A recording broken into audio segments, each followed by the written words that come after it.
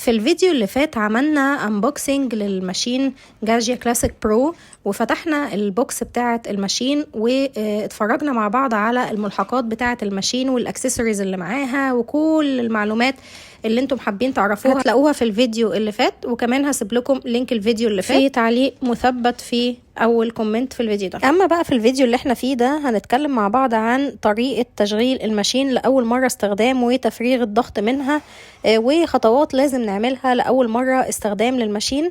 يلا بينا نبدأ الفيديو مع بعض علشان اعرفكم الطريقة سهلة جدا ومش هتاخد وقت خالص. الطريقة بتاعة تشغيل الماشين لأول مرة استخدام هي عن طريق خطوتين اتنين. اول خطوة ان احنا هنجيب كوبايتين، اي كوبايتين بالشكل اللي انتم شايفينه ده. هفتح زرار الباور بتاع الماشين، وهفتح كمان زرار الشوت بتاع الماشين، وكمان هفتح دراع التبخير معايا بالشكل اللي انتم شايفينه ده. هلفه كده للاخر خالص. تمام.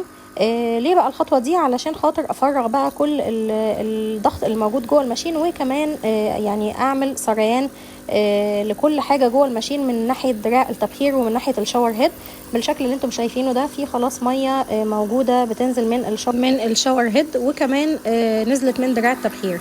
بعد كده لما خلصت الخطوه دي هقفل زرار الشوت، وهقفل كمان الدراع بتاع التبخير، واتاكد ان كل حاجه اتقفلت كده. اول خطوه خلصت معايا. تاني خطوه والاخيره هو ان انا بفتح بقى زرار الشوت لوحده علشان انزل ميه من الشاور هيد بالشكل اللي انتم شايفينه ده، او من المكان اللي بينزل معايا منه الشوت، واقفل خلاص مره كمان.